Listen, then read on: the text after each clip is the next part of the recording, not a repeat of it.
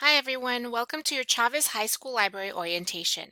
This tutorial will prepare you for your next visit to the library.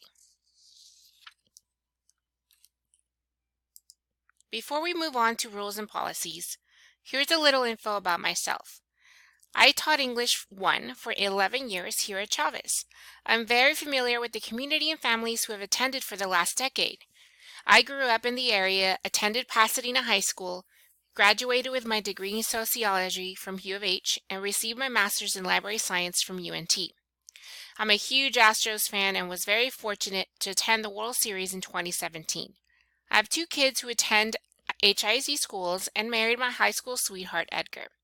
I'm a big book nerd and love to fangirl over Marvel movies and the entire Harry Potter universe. Try to guess what my Harry Potter house is. So the library isn't just about books. It's also a place to register to vote. You can register to vote as soon as you are 17 years and 10 months old. Don't hesitate to stop by the library when you get to that point. For the most part, the library is obviously about books. And therefore, our mission is to create a safe space for learning and to help all students by providing access to materials and resources, to help them become self-aware individuals ready for college and life after high school.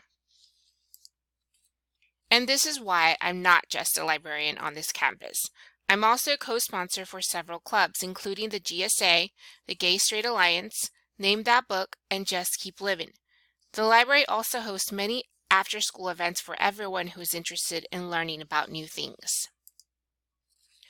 Our library hours are before school from 7:30 until the first bell, Monday to Friday, and after school we're open Monday to Thursday from 4 to 5. Due to a shortage of staff, sometimes we have to close unexpectedly due to an emergency or sudden illness. We do apologize in advance for this and hope you can always communicate with us via email to assist you in your library needs. Everyone must sign in before entering the library. This is just a small snippet of what it looks like when students are signing into the library computer located at the entrance. And just so you know, we are also open during lunch, and this is our usual lunch crowd. When a student needs to come to the library on their own during class, students must still sign in at the computer station at the front, but also provide us with a permit. The permit communicates that the student has permission from the teacher to be in the library, and students will be asked to return to class if a permit isn't provided or properly completed. If a yellow library permit isn't used, the teacher must provide the following information on a piece of paper: a student's full name, time leaving class, date, reason for being in the library, and a readable signature. Library staff will stamp the permit with the time when the student returns to class. And when you come to the library, you can check out up to 5 books at a time, and you get to keep them for up to 2 weeks. And if you need to renew, it's very easy to renew. Just come and talk to us. We don't charge for late fees, but if a book is lost or misplaced, fees to replace the book will be charged.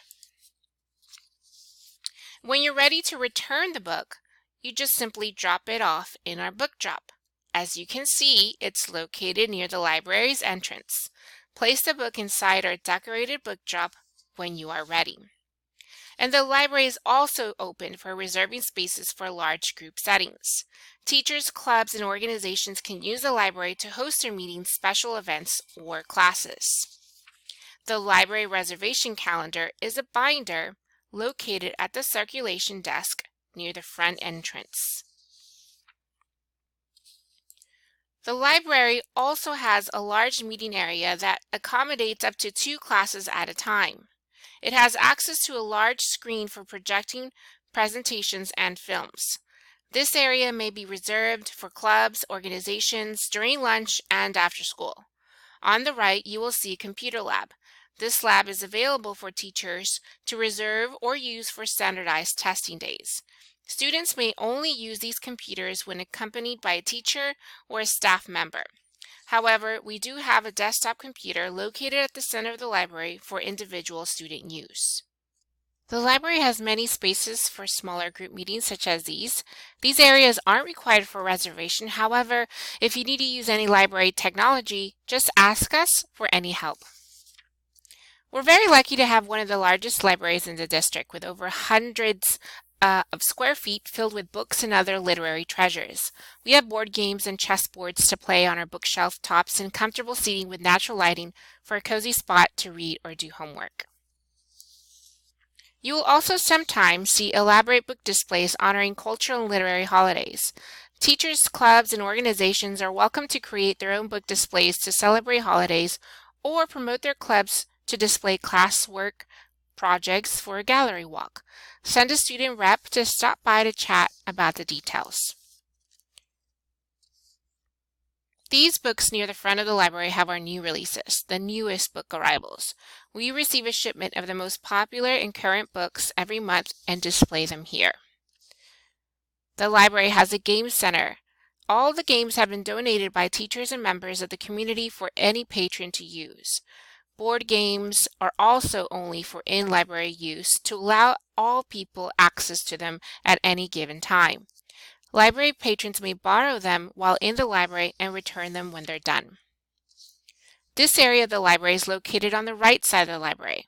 We have all of our nonfiction books in this section. Our fiction collection is divided into two sections.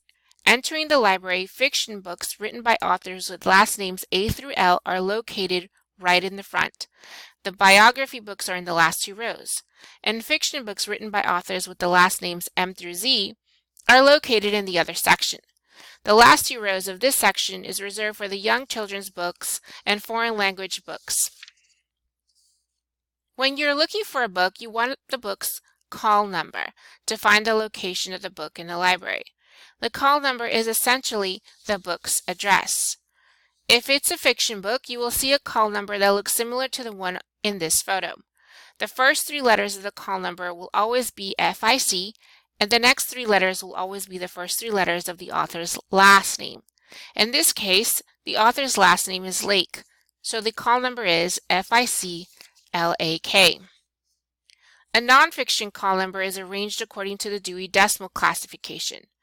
A nonfiction book's call number will begin with a number and ends with the first three letters of the author's last name. The Dewey Decimal Classification is divided into 10 categories and numbered accordingly.